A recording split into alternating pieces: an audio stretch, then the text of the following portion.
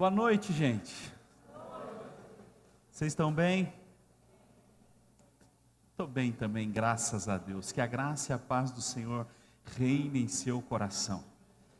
Queridos, eu quero trazer um tema para compartilhar com você, que o Senhor falou ao meu coração, e eu já vou logo profetizando. Você ainda vai ver maravilhas. Você vai ver maravilhas. Esse é o meu tema hoje. Ainda verei maravilhas. Você pode falar isso para você mesmo? Fala. Você acredita nisso?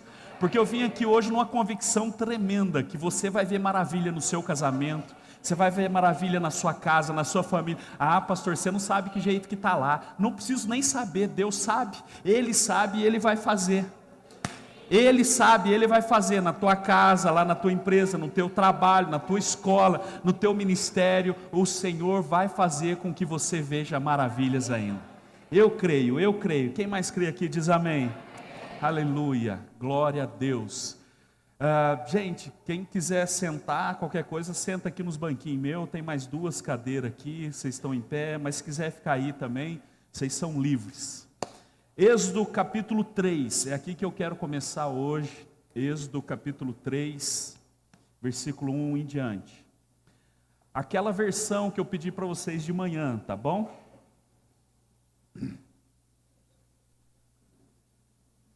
Apacentava Moisés o rebanho de Jetro, seu sogro, sacerdote de Midian, e levando o rebanho para o lado ocidental do deserto, chegou ao monte de Deus, a Horebe.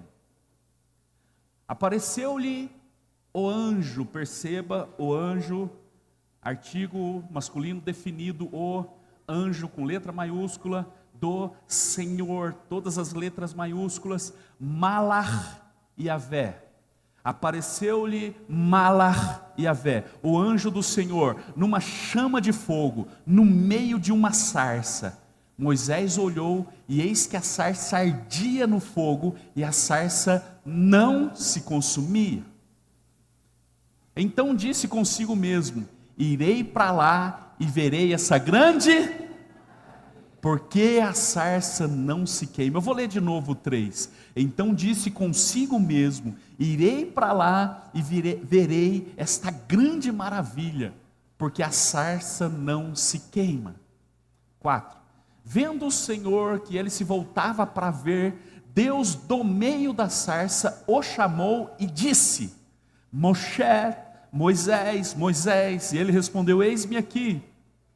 Deus continuou: não te chegues para cá, tira as sandálias dos pés, porque o lugar em que estás é terra santa. E disse mais: eu sou o Senhor, o Deus de teu pai, o Deus de Abraão, o Deus de Isaque e o Deus de Jacó. Moisés escondeu o rosto porque temeu olhar para Deus. Até aí por enquanto. Queridos, nós vemos aqui um momento, na verdade eu creio que muito conhecido pela maioria de nós, o momento do chamado de Moisés. O momento que Deus vai chamá-lo, Deus se manifesta em fogo naquela sarça e fala com Moisés. O interessante é que sarça era um arbusto muito comum naquela época, naquele lugar, naquela terra. Era uma pequena planta, sem nenhum tipo de qualidade específica.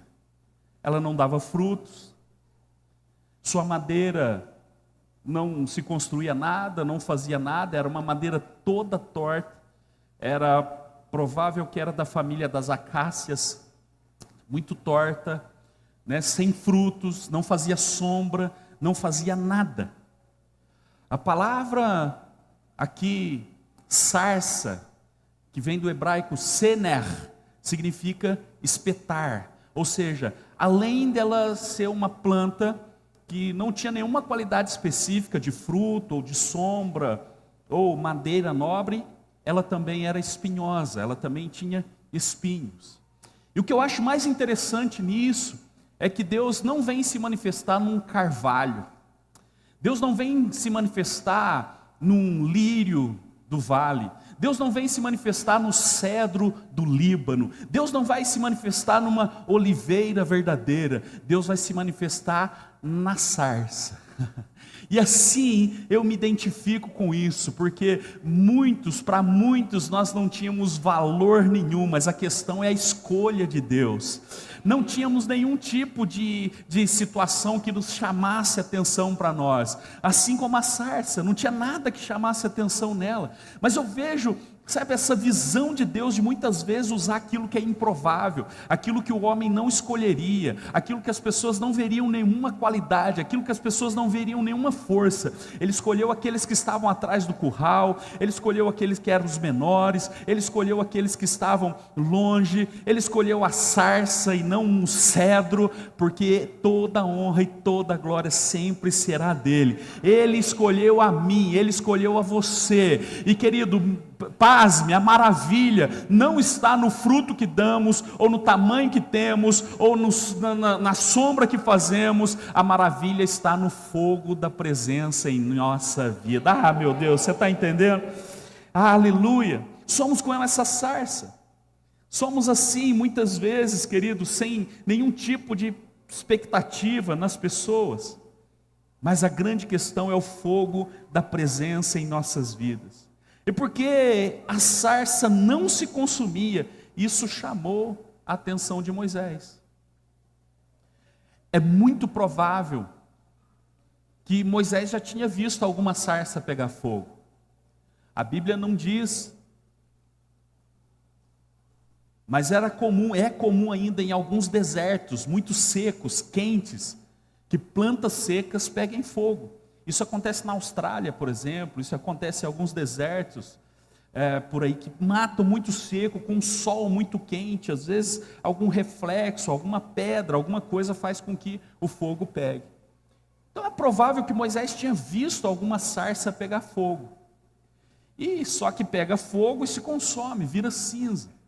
E o que chamou a atenção de Moisés não foi o fato da sarça estar pegando fogo, foi o fato de que, mesmo aquele fogo sem se apagar, a sarça não se consumia. Vocês estão comigo aqui ou não? Então essa é a grande questão, a continuidade do fogo. Não era o fogo que veio, era a continuidade do fogo. E aqui eu entro no primeiro ponto dessa mensagem com você. A maravilha não é o fogo que vem, mas o fogo que permanece. Meu irmão, na moral, fogo não me impressiona mais. Eu já vi cada coisa maravilhosa, eu já vi cada fogo. Quarta, quem estava aqui quarta? Pegou fogo ou não pegou? Maravilha, a gente não precisa ficar falando de lá, porque hoje vai pegar fogo de novo, em nome de Jesus. Sabe, mas a grande questão, querido, não é o fogo que vem, mas o fogo que permanece. E é isso que chama a atenção de Moisés. Ele fala, eu irei para lá e verei essa maravilha. A maravilha, querido, não é o fogo que você tem hoje, mas a continuidade do fogo que permanece sobre a sua vida. O que determina uma maravilha não é a intensidade de um dia que você se entrega, mas, meu irmão, a constância que você anda na presença do Senhor. Sabe, eu estou aqui pastoreando essa igreja há 13 anos, em novembro fazem 14 anos, tem pessoas aqui que estavam na primeira reunião, sabe, estão aqui andando, servindo para lá e para cá, e eu olho e eu falo, que maravilha, ainda tem fogo. Tem pessoas há 11 anos, 10 anos, e eu vejo aqui servindo, eu vejo aqui ministrando, eu vejo aqui servindo, e eu falo, meu Deus, que maravilha, ainda tem fogo, que maravilha, ainda tem fogo, ai, que maravilha, ainda tem fogo. Eu vejo pessoas aqui que eu conheço há tanto tempo, querido, porque você também conhece alguém que um dia veio, sabe, pula, chora, grita, dança, faz tudo, mas e amanhã? E amanhã? E qual que é a continuidade disso? Qual que é a permanência? Quantas vezes pessoas vêm e dizem, estamos juntos, tremendo, e daqui a pouco não está mais. Porque fogo por si só, meu irmão, não encanta. O que encanta é a continuidade do fogo.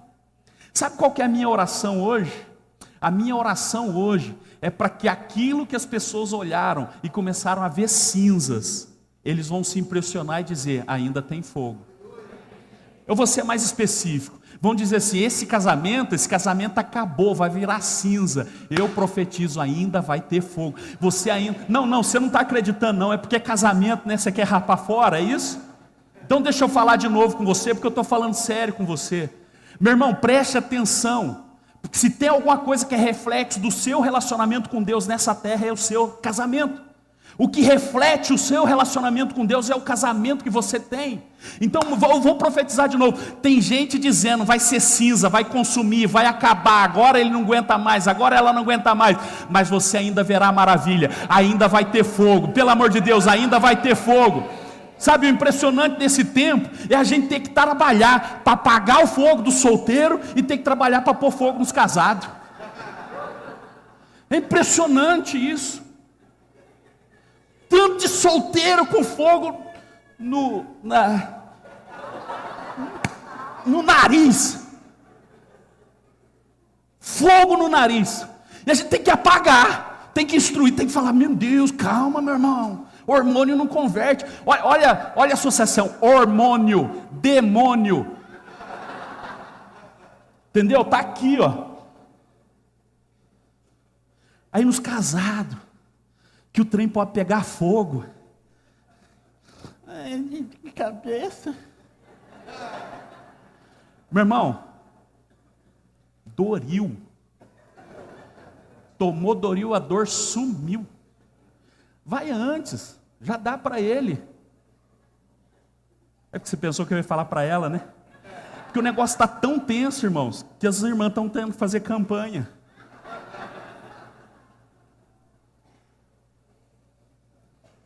Muda de assunto ou não?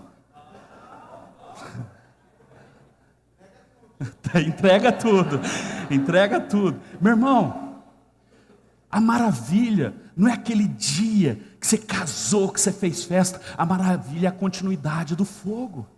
Sabe, a maravilha não é o dia que você abriu uma empresa, que você fez um coquetel, que você fez lá um negócio, uma festa, chamou todo mundo, convidou os amigos e tal, e foi aquela festa. A maravilha, meu irmão, é como você continua depois disso. Meu irmão, a maravilha não é você vir aqui e, sabe, adorar a Deus no domingo, celebrar a Deus no domingo. É a maravilha na segunda-feira, você ainda está orando, adorando, você ir para o seu trabalho, cantando: porque Ele vive, eu posso crer no amanhã, Ele está vivo, Ele está no trono. Sabe, a maravilha é você chegar no seu trabalho, meu irmão, e as pessoas estão ali cabisbaixa, as pessoas estão ali desistidas, e você olhar no fundo do olho e dizer: bom dia, o Senhor reina e Ele vive para sempre. A maravilha não é um dia você vir chorar, se derramar na presença. A maravilha é todos os dias, meu irmão, você está pegando fogo. Tem alguém pegando fogo aqui, pelo amor de Deus?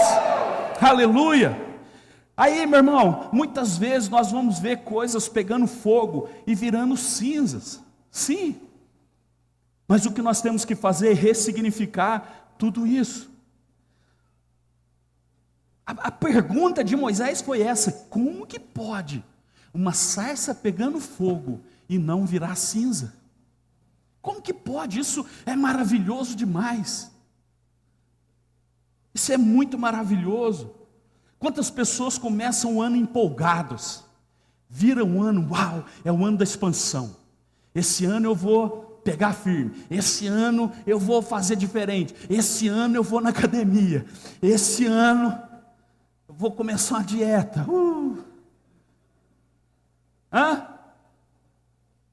Quantas pessoas começam empolgadas: esse ano eu vou fazer tudo diferente, o que eu fiz errado ano passado eu vou fazer certo, eu quero uma vida diferente, eu quero fazer diferente. Mas parece que a empolgação passa tão rápido. É só vir um primeiro fogo que tudo vira cinza. É só vir um primeiro fogo que aquilo que falou, aquilo que declarou, aquilo que profetizou já não faz mais sentido nenhum. Meu irmão, com Deus, deixa eu te falar uma coisa: ou você não vota nada, porque se você votar, é por isso que Ele insiste: ou seja quente, ou seja frio, meu irmão. Morno, não dá. Você aguenta alguma coisa morna? Café morno é bom? Sopa no inverno morna é bom?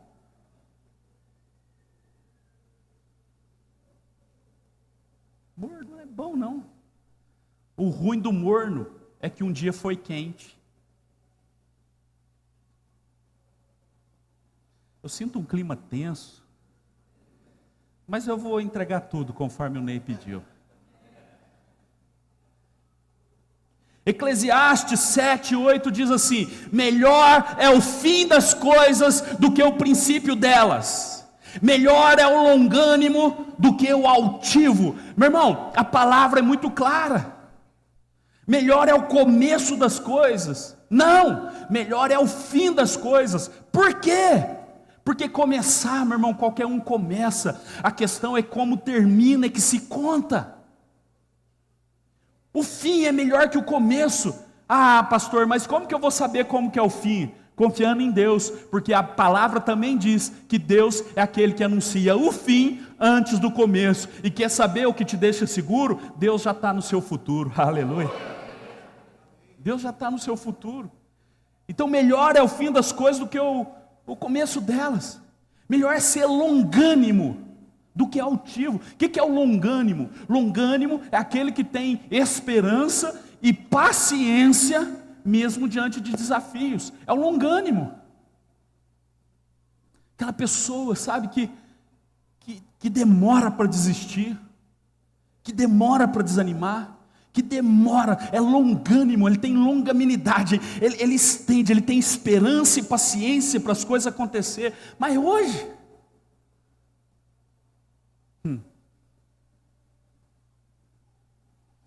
é em tudo na vida, em tudo nessa vida. A pessoa acha que vai treinar alguma coisa 10 dias para vencer 10 anos. Meu irmão, não é assim não. Precisa ter longanimidade, porque o altivo, o que é o altivo? Segundo a Bíblia, é o orgulhoso, é o egocêntrico, aquele que só pensa nele, no seu próprio bem-estar. Então quem pensa no seu próprio bem-estar, ele está preocupado só com o começo das coisas, como que ele está, como ele é tratado, como ele está as coisas, ele não se preocupa com o outro. Então melhor é o fim das coisas do que o princípio delas.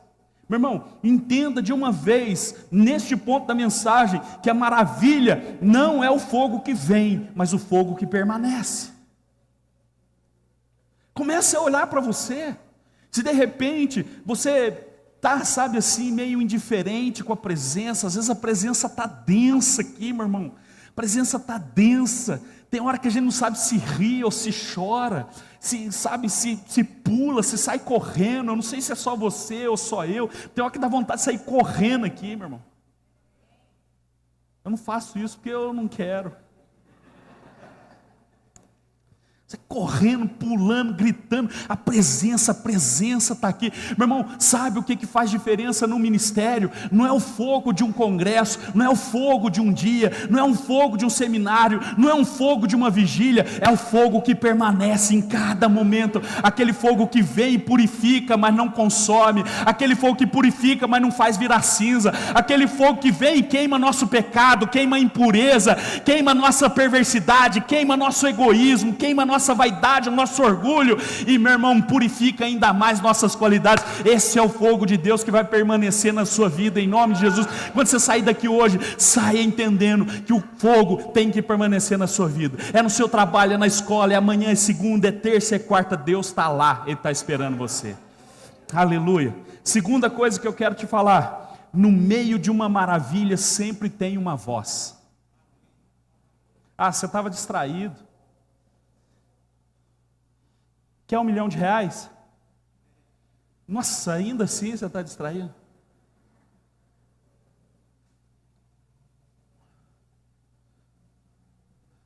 Meu irmão, no meio da maravilha sempre tem uma voz. Põe para mim o versículo 3, Êxodo 3:3, nós vamos ler o 3 e o 4.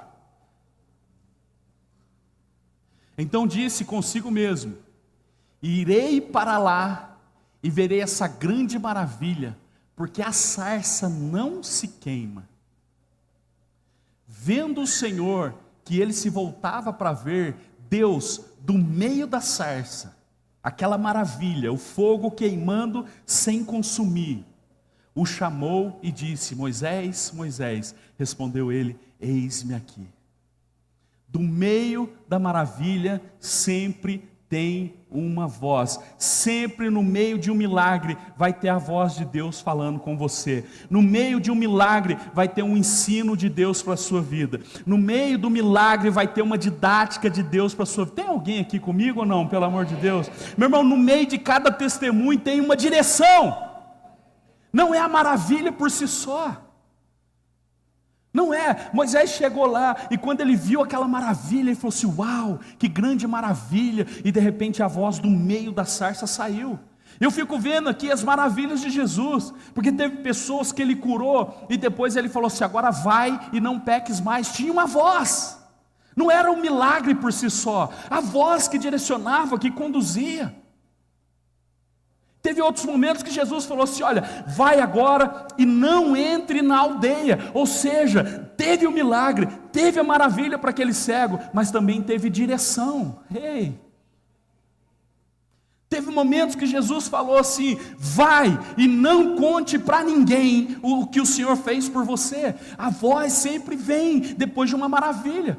E você tem que entender que muitas vezes a gente está preocupado com o sinal, a gente está preocupado com a maravilha, com o milagre, com a promessa, mas sempre precisamos entender, existe uma didática de Deus, uma palavra de Deus, uma voz de Deus que vai sair no meio da sarça pegando fogo, uma voz de Deus que vem te conduzir, te dar direção, te tirar da inércia, te tirar da paralisia, te tirar, meu irmão, da desistência e colocar você na rota do sucesso. Quem está comigo aqui diz amém.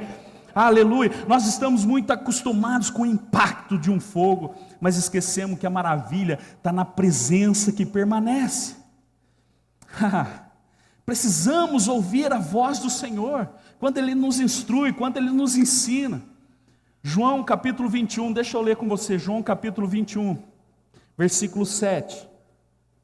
Meu irmão, o que está acontecendo aqui é o seguinte, em João 21, o Senhor Jesus tinha ressuscitado, tinha morrido, ressuscitado. Os discípulos, Pedro, João, André, Filipe, Natanael, alguns 6 discípulos estavam desistidos. Eles desistiram e voltaram a pescar. E quando eles voltaram a pescar, eles estavam lá de novo, naquela mesma situação do chamado. Pescaram a noite toda e não apanharam nada. A noite toda. Eu não sei quanto tempo a gente vai ter que ficar pescando a noite toda sem pegar nada, a noite toda sem pegar nada, a noite toda sem pegar nada, sem escutar a voz. Meu irmão, nosso grande problema, pode deixar o texto, eu já vou ler se você quiser. O grande problema não é algo novo que a gente precisa aprender. Não. A questão é a gente obedecer o que já sabe. Obedecer o que já sabe. Sempre vai ter uma voz no meio do sinal. No meio do fogo vai vir uma voz. No meio do fogo vai ter uma palavra. No meio do fogo você precisa reconhecer a voz do Senhor. E o que acontece aqui é que eles, depois de ter pescado a noite toda, sem pegar nada, Jesus falou assim: ei, amigos, vocês têm alguma coisa para comer? Eles responderam de lá: não pegamos nada. Aí Jesus fala assim, lance a rede do lado direito. Eles lançaram. Então lhe disse: lançai a rede à direita do barco e achareis. Assim fizeram, e já não podiam puxar a rede, tão grande era a quantidade de peixes. 7. Aquele discípulo a quem Jesus amava, João, disse a Pedro: é o Senhor. Simão Pedro, ouvindo que era o Senhor, cingiu-se com a sua veste, porque se havia despido, e lançou-se ao mar. Olha para isso. Teve uma voz. João teve a revelação. Quem teve atitude foi Pedro. Meu irmão, revelação sem atitude é frustração. Atitude sem revelação é fracasso. O que você está querendo ensinar, Urânio? Eu estou querendo te ensinar que quando você reconhece a voz que sai do meio da maravilha, você tem que obedecer. Deus falou com Moisés e ele já logo respondeu: eis-me aqui, Senhor. Jesus falou com os discípulos, João logo percebeu. Meu irmão, quando João falou, se é o Senhor, eu penso aqui comigo, depois já está escrito, depois já está escrito, eu penso comigo, João viu que era o Senhor, o que ele tinha que fazer, meu irmão? Dar uma ponta, cara, ir lá para a beira. Tinha uma promessa de ressurreição, tinha uma palavra de ressurreição, eles tinham aprendido isso com Jesus, mas aí João está ali e fala, se é o Senhor, e Pedro, ouvindo que disse que era o Senhor, presta atenção, Pedro não ouviu nada, ele ouviu o que João falou. Você está comigo no português aqui? Ele ouviu o que João falou, e quando ele ouviu, meu irmão, ele pôs a capa e deu um pulo, entrou na água e foi nadando até o Senhor. Em nome de Jesus, minha oração é que quando você ouvir a voz, você se lance. Quando você ouvir a voz, você se lance a essa voz, você vai na direção, obedeça, meu irmão, porque a voz de Deus é segurança para você.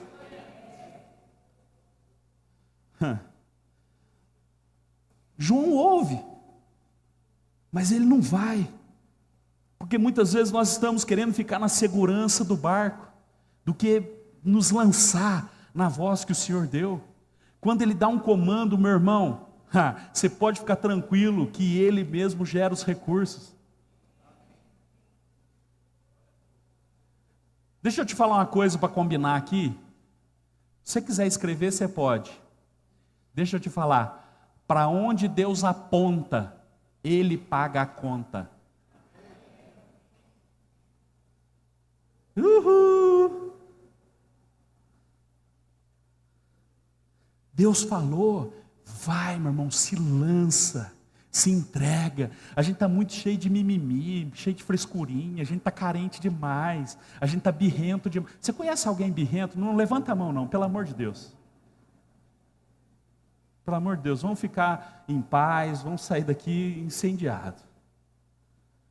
A gente está muito birrento, a gente está muito cheio de gueri-gueri. Quem conhece gueri-gueri, que é célula nenhuma? Você precisa se lançar quando ouvir a voz de Jesus. Sempre terá uma voz do meio da sarça, sempre vai ter uma voz, meu irmão, do meio da maravilha. Quantos estão me entendendo aqui? Digam amém. E quando a voz vier, meu irmão, obedeça, não te desvie nem para a direita, nem para a esquerda. Deixa eu ler um outro texto com você, Isaías capítulo 30. Meu irmão, o que acontece aqui, eu vou falar para você do contexto rapidamente, porque eu quero só pegar o versículo, mas eu não gosto de dar um versículo sem te dar o contexto. A palavra profética, a palavra do profeta Isaías aqui, é sobre o povo de Israel que está tentando encontrar, digamos, resposta no Egito. E Deus começa a falar e repreender o Egito. Deus começa a falar, cara, não é no Egito que vocês vão encontrar resposta, não é por meios humanos que vocês vão encontrar resposta, porque era comum as pessoas terem fome, ter escassez. O que eles faziam? Eles desciam para o Egito. Egito era um grande império daquela época. No final, Deus também dá uma palavra contra a Síria, porque eles queriam fazer comércio com a Síria, eles estavam recorrendo a situações humanas. É como se Deus estivesse gritando e bradando, eu sou o socorro de vocês. Não busquem em pessoas, em nações, aquilo que só eu posso te dar. Tem alguém aqui me entendendo? Diga amém. E aí Deus vai falando com Sião, Deus vai falando com o seu povo, e no versículo 21 tem isso aqui, eu acho impressionante, eu acho isso aqui tremendo. Eu quero que você entenda o que está escrito aqui. Quer você se volte para a direita, quer para a esquerda, uma voz nas suas costas dirá a você, este é o caminho, siga-o.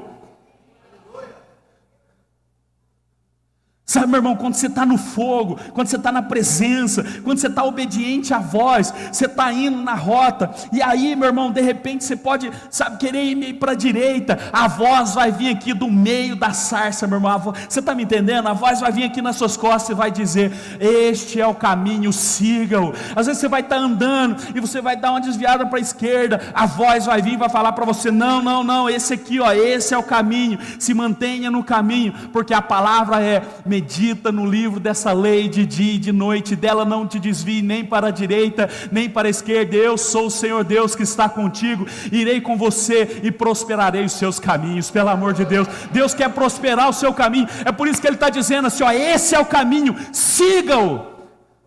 Nós estamos sem direção demais, São muito sem direção, mas nunca vai faltar direção para quem está em oração, meu irmão.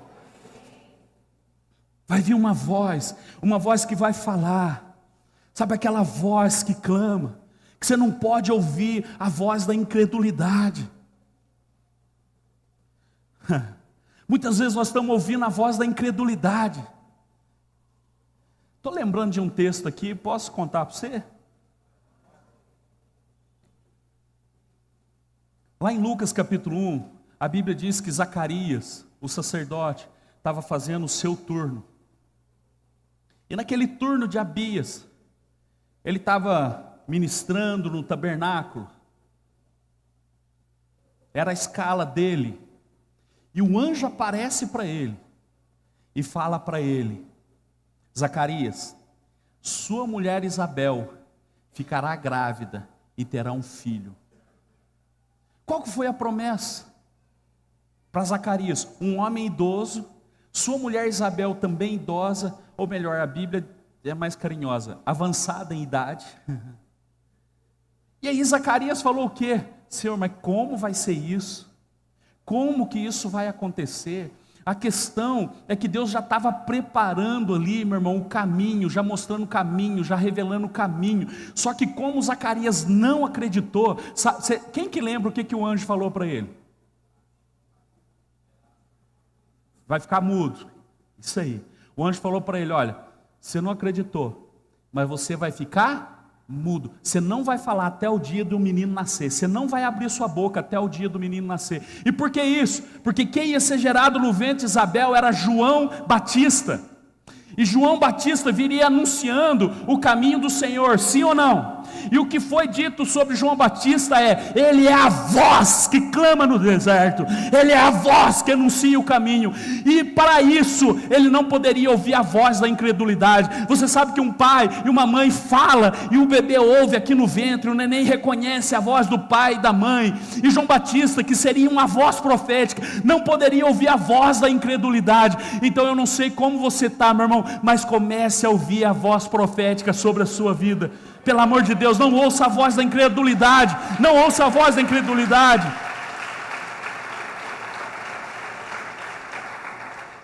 Terceira coisa que eu quero te falar: o fogo é consequência de um altar levantado. Todo fogo que vem é consequência de um altar, meu irmão, que foi levantado.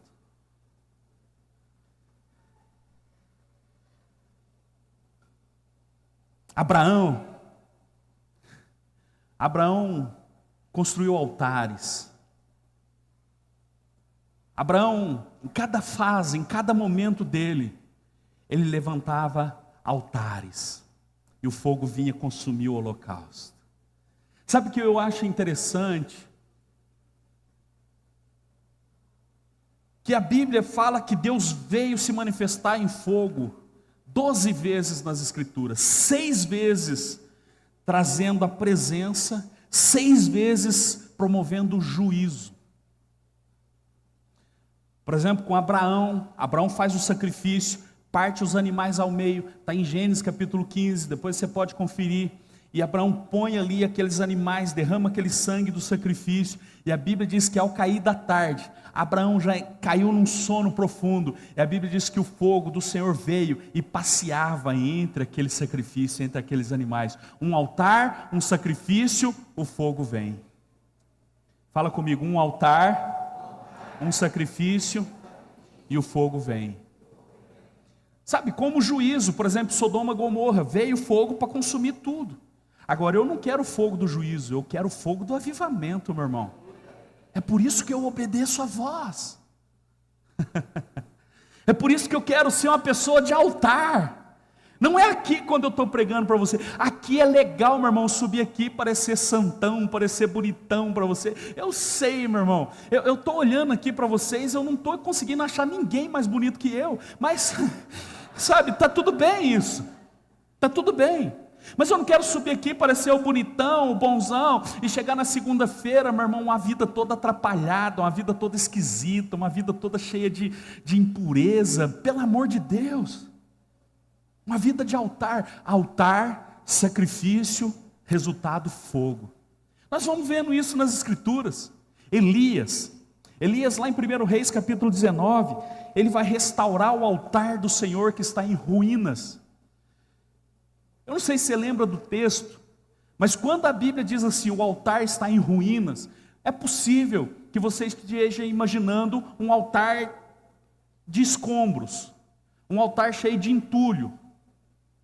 Eu não sei como você imagina isso, porque o altar tinha uma base de pedra, e ele tinha ali aquela grelha, ele tinha as pontas do chifre, o animal era colocado na grelha, o fogo vinha, consumia tudo e tal. Mas algumas vezes a Bíblia diz que o altar do Senhor estava em ruínas. Sabe o que era um altar em ruínas? Não era um altar estragado, não era um altar destruído, era um altar que o fogo tinha apagado. Eu preciso relembrar conceitos com você aqui. Lá em Levítico capítulo 6, versículo 13, a Bíblia diz que o fogo do altar deveria ser aceso e mantido aceso constantemente. Amém por isso? Amém? Constantemente. Ou seja, quando um altar era estabelecido, Deus mandava o primeiro fogo. Presta atenção aqui, Deus mandava o primeiro fogo e acendia. Depois, era trabalho dos sacerdotes e dos levitas manter aquele fogo aceso. Eles iam alimentando o fogo, a lenha ali, durante a noite, tinha vigília, mas quando o fogo estava quase apagando, mais lenha era colocado e aquele fogo devia arder constantemente. Quando eles iam mudar, às vezes eles tiravam a brasa daquele altar que já estava aceso e levava para outro altar, daquele altar que Deus acendeu. Um dia, 2 sacerdotes, Nadab e Abiú, eles foram negligentes, o altar apagou. E quando o altar apagou, meu irmão, a Bíblia já chama de altar em ruínas. Sabe o que acontece? Deixa eu fazer um teatrinho aqui, acho que ninguém está vendo. Pega a madeira aí, pega o isqueiro, traz aí um álcool gel de lareira e tal, dá fogo, acendeu o fogo. Sabe o que Deus fez? O que Deus fez? Matou. Porque Deus não aceita fogo estranho. E o que acontece no tempo de Elias? O altar estava em ruínas, o altar estava apagado. Ele falou assim, beleza, então vamos fazer o seguinte, vamos clamar aí, para ver se é Baal que é Deus, ou se é o Senhor que é Deus. Clama aí então, manda o Deus que responder com fogo. Esse é o Deus de Israel. Meu irmão, os sacerdotes de Baal ficaram lá se marcando no corpo, derramando seu sangue, se flagelando e gritando, Baal, Baal, Baal, não sei o que, nada. Elias organizou tudo, meu irmão, fez tudo. Sabe o que era o sacrifício?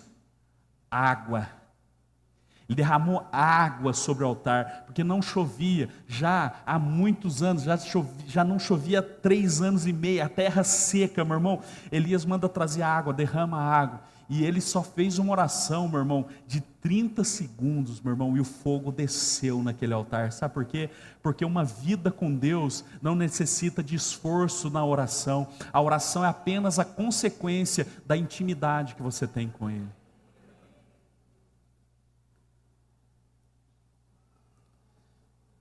Então Deus acende o altar de novo. Davi, deixa eu te dar mais um exemplo. Davi um dia levanta o censo de Israel. Não era para ele ter feito isso. O profeta Natan avisou ele, não faz isso não, cara. Deus sempre nos deu livramento. Por que você quer contar o povo? Davi tinha mandado contar todos os homens que podiam empunhar a espada, que podiam segurar a espada. Ou seja, Davi, que um dia chamou Deus de o Senhor dos Exércitos, e chamando Deus de o Senhor dos Exércitos, ele viu quanto livramento Deus tinha dado para ele. Agora ele está se achando poderoso demais, agora ele está se achando treinado demais, agora ele está se achando com um grande exército, e ele manda contar os homens de guerra, e ele esqueceu que do Senhor é a guerra. E aí, meu irmão, vem uma praga sobre todo Israel, morreu 70 mil homens, foi algo devastador. Davi chorou em arrependimento, quando ele olha no monte, o anjão estava lá com a espada na mão, e ia passar o cerol. ia passar o cerol, ia alisar o terreiro de Davi, meu irmão. Sabe o que Davi faz? Davi vai lá, e naquela região de Moriá, ele vê um monte, uma eira. Eira era um monte alto, onde se malhava trigo. Por que alto? Porque o trigo era malhado, jogava para cima, o vento levava a palha, ficava o grão, isso era eira. E ele vê a eira de um homem chamado Araúna. Então ele vai e compra aquele campo, ele compra aquela eira, aquele lugar, compra os bois perfeitos para o sacrifício e faz o sacrifício. Deus manda fogo, meu irmão, e cessa a praga. Todo fogo de Deus é consequência de um altar levantado. Toda a praga cessa, a tristeza cessa, a depressão cessa. Ah, meu irmão, vou falar um último para você. Gideão está recebendo uma palavra de Deus. Olha, você vai livrar o povo de Israel das mãos do pessoal da Mídia, quer dizer, dos midianitas. Aí Gideão fala assim: não, eu não é possível, não é possível que seja eu. Deus falou: é com você, cara, é você que vai livrar Israel, vai nessa tua força. Interessante que Gideão, ele faz um voto com Deus, né? Ele fala: Senhor, então faz o seguinte, esse velo de lã, molha ele e deixa seco em volta. O velo não era um pedaço de linha, de lã, meu irmão, era o próprio manto dele. E ele vai no outro dia, estava molhado, estava encharcado. Ele fala assim: Senhor, beleza, agora deixa eu aqui e molha em volta. Ou seja, Senhor, o Senhor já me convenceu, eu já entendi que o Senhor me chamou, o Senhor já me encharcou, agora encharca quem está à minha volta, agora enche quem está à minha volta aqui. Deus faz aquele milagre. Meu irmão, um anjo do Senhor aparece ali para Gideão, ele vai lá e faz um sacrifício e traz. Quando ele traz o sacrifício, ele coloca no chão. O anjo fala assim: não, no chão não, põe no altar. Meu irmão, por quê? Porque demônios é quem recebe sacrifício no chão. Deus só recebe o que está em cima no altar. Deus só recebe o que está no altar, meu irmão. Deus falou assim: não, no chão eu não recebo nada. Gideão tira aquilo lá e põe em cima do altar. Quando ele pôs no altar, meu irmão, o fogo veio e lambeu, pegou tudo, até a pedra, sumiu com tudo. Por quê? Porque o fogo é resultado de um altar levantado. Quem me entendeu aqui diz amém. Levante altares. Agora a questão é a sarça. A sarça não é um altar. A sarça não era um sacrifício. Se o fogo é o resultado de um altar levantado, como aquele fogo se manifesta numa sarça? Meu irmão, a sarça foi um altar que o próprio Deus levantou nessa terra. Aquele altar onde ele vem e fala com Moisés: Moisés, você vai livrar o povo das mãos do Egito, você vai libertar o povo das mãos do Egito, porque eu sou. Preste atenção aqui, põe para mim o versículo 7, Êxodo 3, vamos continuar a leitura, versículo 7. Êxodo 3, 7. Disse ainda o Senhor: certamente vi a aflição do meu povo que está no Egito, e ouvi o seu clamor por causa dos seus exatores, conheço-lhe o sofrimento. Por isso desci, a fim de livrá-lo da mão dos egípcios, e para fazê-lo subir daquela terra para uma terra boa e espaçosa e ampla, expansiva, terra que mana leite e mel, o lugar do cananeu, do eteu, do amorreu, do perezeu, do eveu e do jebuseu. Pois o clamor dos filhos de Israel chegou até mim, e também vejo a opressão com que os egípcios os estão oprimindo. Vem agora, e eu te enviarei a Faraó, para que tires o meu povo, os filhos de Israel, do Egito. Então disse Moisés a Deus: quem sou eu para ir e tirar do Egito os filhos de Israel? Deus lhe respondeu: eu serei contigo. Meu irmão, eu preciso dar uma pausa aqui, porque Moisés falou assim: quem sou eu para falar com o Faraó? Deus respondeu: eu serei contigo. A grande questão não é quem é você, qual a sua capacidade, mas quem está com você. eu serei contigo, e este será o sinal que eu te enviei. Depois de haver tirado o povo do Egito, servireis a Deus neste monte. É Horebe que eles estão, também é o monte Sinai. Disse Moisés a Deus: eis que quando eu vier aos filhos de Israel e lhes disser, o Deus de vossos pais me enviou a vós outros, e eles me perguntarem, qual é o nome, qual é o seu nome, o que lhes direi? Disse Deus a Moisés: eu sou o que sou. Disse mais: assim dirás aos filhos de Israel, eu sou, me enviou a vós outros. Até aí. Meu irmão, existem algumas figuras aqui importantes para você entender uma coisa. Primeiro, aquela sarça que está ali, da palavra Sener, é também uma variação da palavra Sinear, que significa Sinai, que aponta para o Monte Sinai. Logo depois, Deus acende o Monte Sinai também, com relâmpagos, trovões e fogo. O povo ficou lá embaixo e não se aproximou. Deus estava acendendo o Monte Sinai ali. E meu irmão, deixa eu te falar uma coisa, eu não sei se você vai entender de primeira, mas a cruz é no Novo Testamento a sarça que Deus acendeu para livrar o povo de toda a opressão do Egito. Eu vou te dar alguns exemplos aqui dentro da tipologia. A sarça, quando Moisés viu a sarça, ele foi atraído por aquela maravilha. Quando Jesus estava na cruz, ele fala: na cruz eu atrairei todos até mim. Moisés foi atraído para a cruz, para a sarça. A cruz atraiu toda a humanidade para ela. Lá na sarça, Deus falou com Moisés: eu desci e ouvi o clamor do meu povo, e vi o clamor e a opressão dos egípcios. Lá na cruz, Jesus, como Deus, desceu, se fez homem, se fez carne, para desfazer todas as obras de Satanás, todas as obras do diabo, para ser aquele que nos livra do Egito. Tem alguém aqui, pelo amor de Deus, para nos livrar? Ele é esse Deus. E eu quero provar algo para você na Escritura, porque quando Moisés falou assim: quem eu vou dizer que me enviou? Deus falou assim: eu sou, te enviou. Abre para mim João capítulo 8, abre para mim João capítulo 8, versículo 21.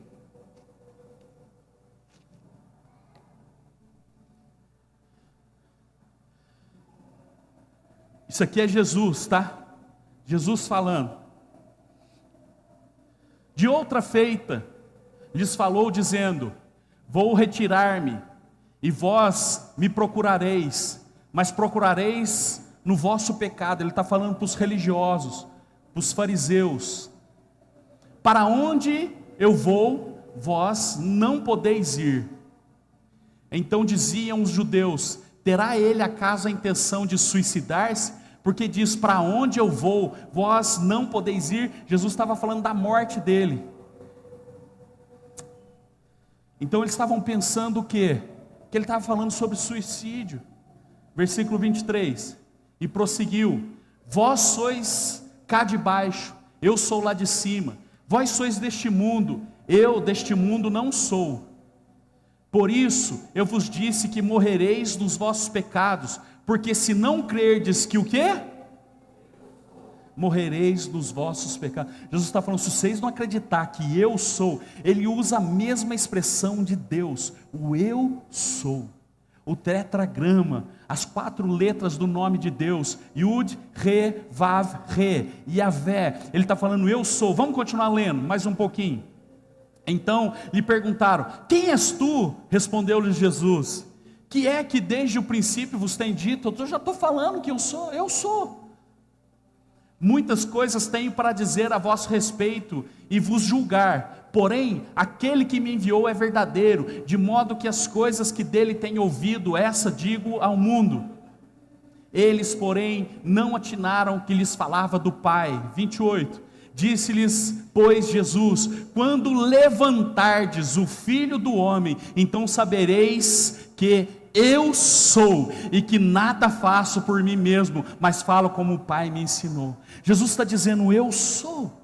Quando eu for levantado, quando eu for para aquela cruz, meu irmão, presta atenção, naquela cruz, o fogo da justiça de Deus estava vindo. Deus acendeu a cruz com o fogo da justiça, e meu irmão, aquilo que era o nosso pecado caiu sobre Jesus, e a inocência de Jesus veio sobre nós. Isso é justificação. O fogo da justiça veio, meu irmão, consumiu ali o pecado da humanidade, cobrando em Cristo, cobrando no Senhor. Aí você fala assim: tá bom, pastor, mas você falou que por trás de toda maravilha tem a voz. Que voz saiu da cruz?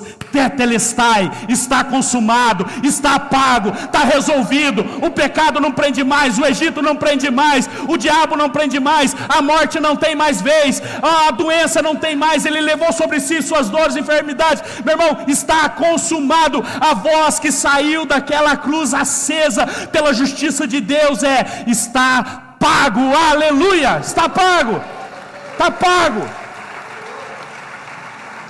Aleluia. Se coloque em pé em nome de Jesus. Se coloque em pé em nome de Jesus. Meu irmão, lá na sarça acesa, eu quero falar de uma coisa com você. Todo encontro que você tem com o fogo de Deus te promove. Alguma coisa tem que acontecer na sua vida, meu irmão. Alguma coisa precisa acontecer na sua vida quando você tem um encontro com o fogo de Deus. Moisés era um pastor de ovelhas. Quando ele teve um encontro com aquele fogo, Deus estava falando para ele: você vai ser um pastor de uma nação. Você vai ser pastor de Israel. Você vai livrar Israel do Egito. Você vai libertar Israel do Egito.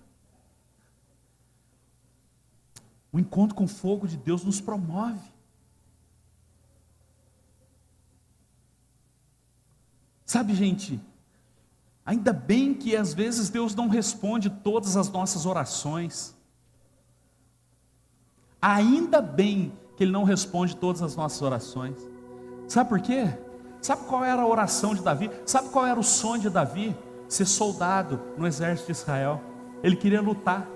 Ele ia e vinha para a guerra e queria lutar. Ele estava agoniado, porque os irmãos dele estavam lá lutando, pelejando, lutando, e ele estava cuidando de ovelhas. Ele estava desesperado, meu irmão, para ser soldado. Mas Deus tinha para ele ser um general, ser um rei. Todo encontro que você tem com o fogo de Deus te promove. Sabe, muda de nível, te coloca em outro patamar. Eu vou insistir, encerrando a mensagem, para eu orar com você, te dizendo, meu irmão, que a maravilha, o que é maravilhoso, ainda verei maravilhas. Tá bom, que maravilha que eu vou ver? A maravilha da continuidade do fogo. Não é como você começou, não, independente de você ter começado bem ou começado mal, não é como você começou, é como você vai terminar. A questão não é o fogo, a intensidade de um fogo que vem, mas a continuidade de um fogo que permanece. A questão não é o que você sente aqui hoje, diante da mesa do Senhor, da ceia do Senhor, mas como você se comporta ao sair daqui, ao ir para sua casa, a ir para o trabalho amanhã, a ir outra vez para o trabalho hoje. A questão é essa: como você carrega o fogo. Você é a sarça deste tempo. Deus estava falando com Moisés: está vendo essa sarça, Moisés? Ela queima e não consome. Assim vai ser você. Você vai passar aflições, você vai passar crise, você vai passar deserto, você vai passar luta com os inimigos, mas você não vai ser consumido. Eu preciso te falar de novo isso. Deus estava falando com Moisés: Moisés, está vendo essa sarça? É você. Moisés ia sair, ia enfrentar Faraó, ia sair, enfrentar deserto, enfrentar a murmuração do povo, enfrentar inimigos, os jebuseus, os cananeus, os amorreus, os heteus. Você viu aqui, você leu. Ele ia enfrentar tudo isso, mas ele não seria consumido. Deixa eu profetizar na sua vida: você vai enfrentar muitos desafios, mas você não vai ser consumido. Aonde outros estiverem vendo cinza, onde outros podem estar olhando e falar assim: agora ele para, agora ela para, agora acabou, agora é só cinza. Eles vão ter que virar e dizer: ainda tem fogo, ainda estou vendo maravilha, ainda estou vendo maravilha. Meu irmão, pelo amor de Deus, receba isso na sua vida. Muitos vão ver cinza, mas o Senhor está dizendo: o fogo te protege, o fogo não vai consumir, o fogo vai purificar. Oh, recalabababassuyandarebas. Senhor, eu coloco aqui, Pai, a tua igreja diante do Senhor, papai, porque nós queremos permanecer no fogo da presença, Senhor. A maravilha não está na intensidade, Pai, que começamos, mas na permanência, na constância, Pai. Quantas coisas começamos, Pai, quantas coisas iniciamos, Pai, no fogo, Senhor, mas muitas vezes apagamos, as coisas apagam. Mas Senhor, eu te peço nessa noite, Pai, incendeia de novo, Deus, incendeia de novo, papai, incendeia, Pai, os corações, aviva a chama dentro de nós, papai, aviva a chama dentro de nós, Senhor. Não queremos fogo estranho, Senhor, queremos um fogo que acende, Pai, aquele fogo, Senhor, que não consome, mas purifica, aquele fogo que não destrói e edifica, aquele fogo, Senhor, que não arruína, mas fortalece. Então, meu Pai, em nome de Jesus, eu te peço, Senhor, que este fogo esteja sobre a vida dos teus filhos, para que eles ainda vejam maravilhas, que eles possam ver maravilhas, Pai, no casamento, maravilhas nos negócios, na empresa, Senhor, nos estudos, no trabalho, que eles possam ver maravilhas, Senhor, em cada evangelismo, em cada palavra liberada, em cada oração feita, que vejam maravilhas na saúde, Senhor, em doenças sendo curadas, que eles vejam maravilhas, Senhor, de correntes quebradas, cadeias quebradas e libertação, Senhor, acontecendo nas casas, nas famílias. Meu Deus, que não venhamos a perder a esperança, Senhor, de ver as maravilhas do Senhor. Nós ainda veremos maravilhas, Senhor, nós ainda veremos maravilhas, Senhor, nessa igreja, nós veremos sinais e maravilhas, Senhor, porque decidimos obedecer a voz, porque decidimos obedecer a palavra, decidimos hoje, Senhor, ir em direção à palavra que o Senhor nos deu. E assim como para Isaías, indo para a direita ou para a esquerda, que venha a voz nas nossas costas e nos diga: este é o caminho, siga-o. Aleluia, dê um aplauso a Jesus, exalte o nome de Jesus. Aleluia, aleluia, glória ao Senhor, glória ao Senhor, glória ao Senhor. Fala comigo, ainda verei maravilhas. Mais uma vez, pela última vez, eu creio que nós veremos maravilhas. Eu creio que nós vamos ver maravilhas, meu irmão. Eu creio nisso em nome de Jesus. Eu creio.